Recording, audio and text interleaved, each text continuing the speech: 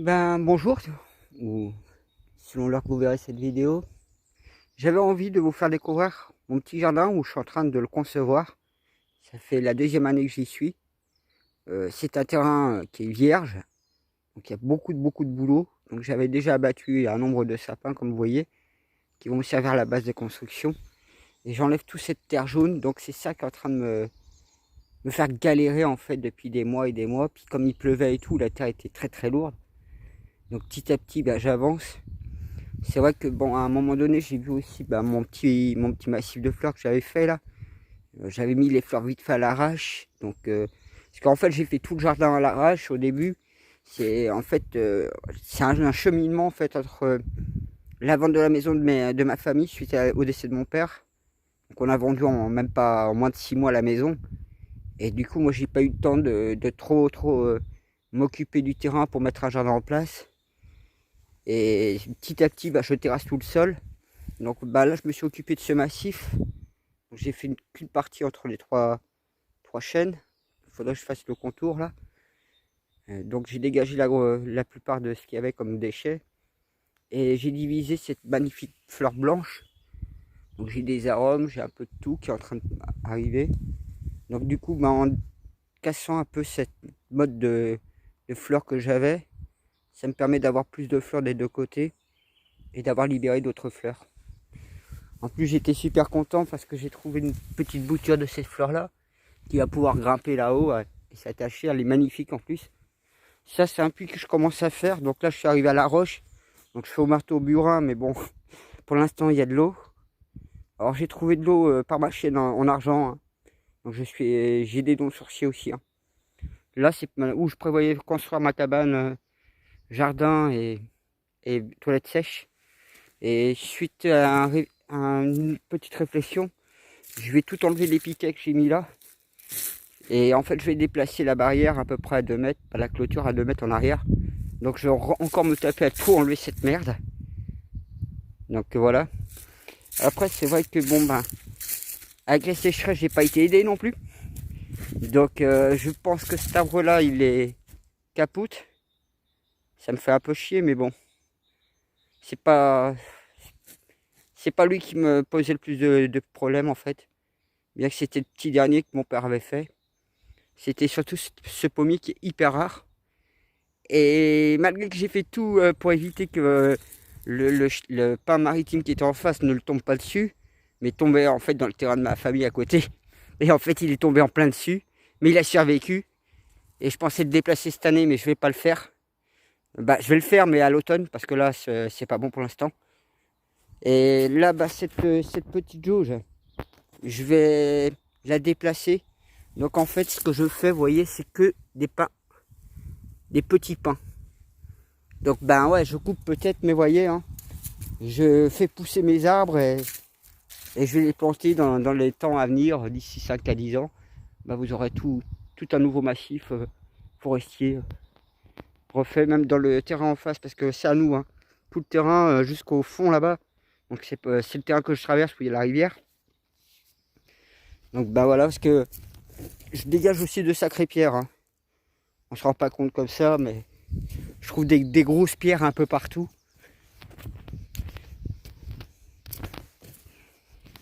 Donc c'est vrai qu'en ayant mis mes piquets, ça me permet aussi de me cadrer un peu dans mon jardin.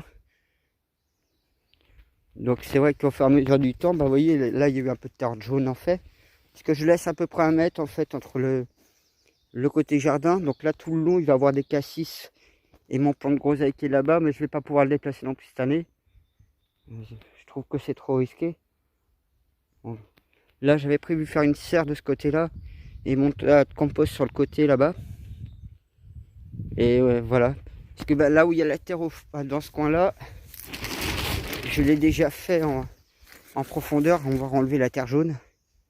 Là, il y a une partie qui n'a pas été faite juste là. Cette partie-là, elle n'a pas été faite. Donc je ne sais pas ce qu'il y a en dessous. Puis là, c'est en cours. Donc là, en fait, à cet endroit-là, vous avez surtout de la terre jaune. Et si j'enlève autant de terre jaune, c'est parce que, j'ai assez de terre sous la main, dans mon terrain. Mais j'ai aussi, donc vous voyez, hein, tous les racines, tout ce qu'il faut que j'enlève. Donc il y a plusieurs couches. Et puis bah vous voyez, hein, pourquoi j'enlève la terre jaune, voilà. C'est qu'elle se trouve quasiment au-dessus, presque de la hauteur de potagère. Et c'est une terre qui est glaise, qui est lourde. Et c'est vrai que quand il flottait et tout, je pouvais même pas remplir la boîte plus de la moitié, tellement que c'était galère. Donc vous voyez pourquoi mon potager n'avance pas. Après c'est vrai que je fais tout à l'ancienne. J'ai quasiment aucune machine. Donc juste une tronçonneuse, une bonne tronçonneuse, parce que bon, s'il y a des sacrés arbres. Et sinon, bah tout à la main.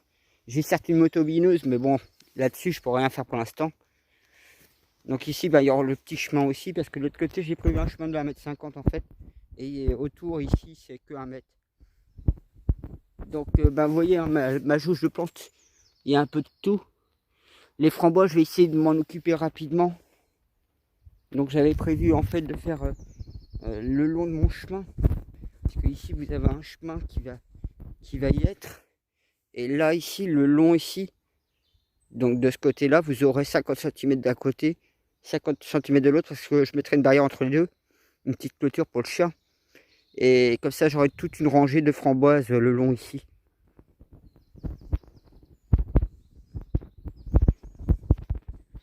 Donc bah ça, c'est les mûriers pêchés. Donc j'ai des pêchés qui sont là. J'ai du thym, des cassis. Après ma verveine, je sais pas si elle est en état. Là-bas, c'est des fraises. Donc vous voyez, cette verveine, je ne sais pas, elle a survécu. Je verrai. Bon bah ma petite arôme avec sa belle petite fleur. Donc c'est vrai que c'est un peu mis n'importe comment, mais c'est juste le temps de pouvoir. Ça, c'est du millepertuis. Là, il y a un hortensia panaché, je sais pas si il a survécu. Là, il y avait un magnifique asialet. Il a cramé en une journée. Et il a quand même survécu. Hein. Donc vous voyez, hein, mes petits framboises, pourquoi je vais pas les laisser trop là. J'avais mis un plan à côté aussi.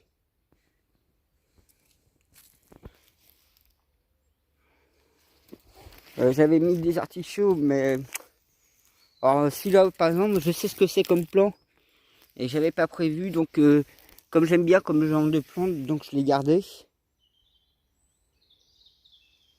Donc ben, à cet endroit-là, en fait, j'avais prévu mettre une barrière. Comme ça, je serais proche de l'atelier. Donc ben, parce que j'ai aussi nettoyé un petit peu derrière. En fait, je suis en train de reconcevoir avec mes déchets. Parce que j'ai tellement de déchets que je mets sur le talus. Et ici, en fait, je vais tout dégager le tas. Et je vais créer un tas plus derrière. Et ce sera là où il y aura ma future jauge que je vais mettre. Elle sera juste là, en fait.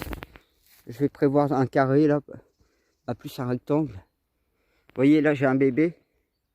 Comme ça, en dégageant autour de l'arbre. Ce petit bébé-là, je vais le dégager de là.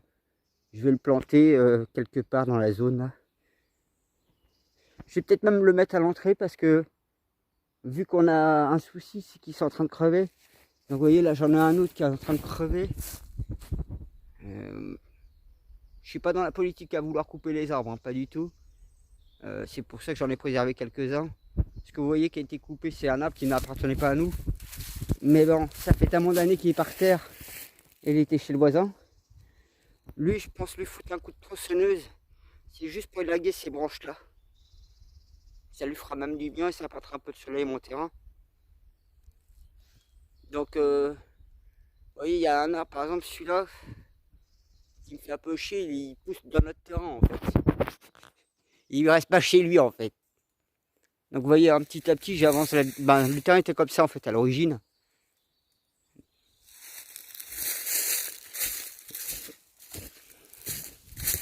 Ah, vous voyez, hein, couper ces branches-là, ça fera propre. Là, j'ai un arbre à abattre.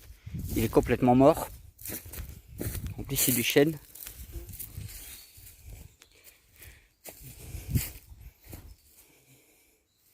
Ouais, là, vous avez un oranger du Mexique. Choisa Tanata en latin. J'ai une formation pépiniériste paysagiste. Hein.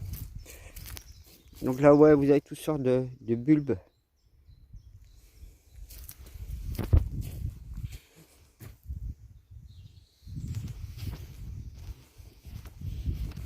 Alors, comme mon terrain, c'est une terre de brouillard, ça c'est des plantes, certaines on m'a donné en fait.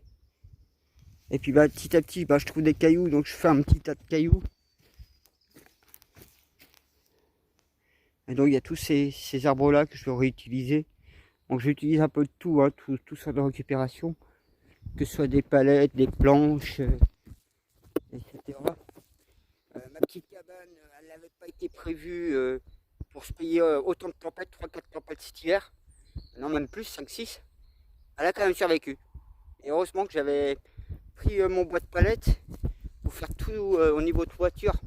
Donc ça reste assez dangereux pour quelqu'un qui est grand. Moi je suis petit, ça va. Mais j'ai pas enlevé les clous. J'ai fait ça au bois de palette et 2-3 branches. Je crois c'est. Je sais plus le nom de comment on l'appelle. Les branches comme ça, les planches. Vous voyez là c'est un ancien établi, il a plus de 100 ans. Donc je vais pouvoir. Je peux au moins travailler tranquillement. Et là comme vous voyez, hein, c'est mon petit barbecue.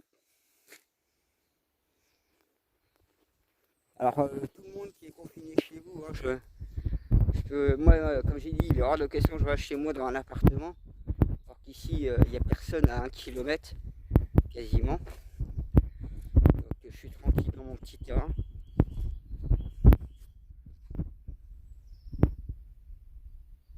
Alors ce qu'il faut savoir, c'est que cette partie-là m'a été un peu compliquée. J'étais obligé de calculer 25 de ce côté, 50 de l'autre. Donc normalement je devrais être un peu en biais. Donc j'ai dû prendre quelques mètres carrés. C'est en fait cette partie-là est en zone protégée normalement, intéressant. Donc du coup ce que j'ai fait, c'est que j'ai fait une ligne droite. Ça doit être à quasiment 50, 45-50. J'ai fait une ligne droite. Et comme ça je garde un peu plus. Et tous mes déchets, tous mes trucs, ça permet à pas mal d'animaux d'y être. Parce que bon, je vole pas tous les bois pourris et tout, hein, bien au contraire. Je fais des tas pour garder le maximum. Vous voyez par exemple ce pain là, je lui ai foutu le feu dedans. Vous allez me dire, mais il est fou d'avoir foutu le feu. Alors ce qu'il faut savoir, c'est souvent la forêt se régénère grâce au feu. Et ce qu'il y a eu comme souci avec cet arbre là, vous allez comprendre vite fait, vous allez voir. Donc voilà où j'ai foutu le feu dans l'arbre. Alors pourquoi j'ai foutu le feu? En fait j'avais justement ce sont des bestiaux qu'on bouffait. Donc pour tuer la vermine qu'il y avait dedans, j'ai pris la décision de lui avoir foutu le feu dedans. Et au moins ça a permis ainsi à sauver l'arbre. Et en plus je lui donne de la nourriture. Là c'était un petit truc que j'avais fait vite fait comme ça. Quand j'ai commencé au terrain, il n'y avait quasiment rien. Il faut que je traverse ce terrain marécageux avec la rivière. Il y a une rivière aussi dans le terrain. Donc ma haie, ce que je prévois de faire, c'est récupérer tous les houes qui traînent à droite à gauche ici. Il y en a un peu partout. Donc même pour calculer mon terrain, j'ai utilisé cette ficelle. Et je suis parti du bas jusqu'en haut avec les pierres pour être sûr d'être bien droit dans mon terrain, dans ma parcelle, même si c'est ma famille à côté. Donc ce que j'ai fait en plus, nous ça va jusqu'à là, jusqu'à cette partie là à peu près. Et si j'ai laissé presque 50 cm en fait entre deux, comme je laisse là 1,50 m à l'intérieur de chemin, avec la hauteur de la haie. Donc mes sachets en fait c'est un truc à la con, c'est juste pour faire peur aux chevreuils, pour pas qu'ils viennent trop dans mon jardin, ils m'ont déjà bouffé les plants. Là, voilà, ça c'était un cassis, ils l'ont bouffé mais il a survécu. Et il y avait son copain, lui par contre je crois que c'est baisé, hein, son copain il n'a pas résisté. Donc bah voilà, vous voyez un peu le chantier que je fais mois après mois, dès que je peux venir.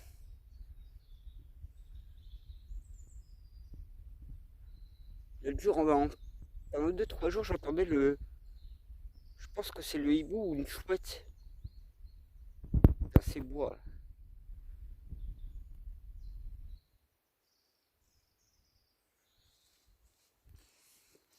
Donc, heureusement que toute cette partie, donc il y a à peu près 2000 mètres carrés Ouais, 2200 mètres carrés. Ouais, 2200 mètres carrés à peu près qui est en terre agricole.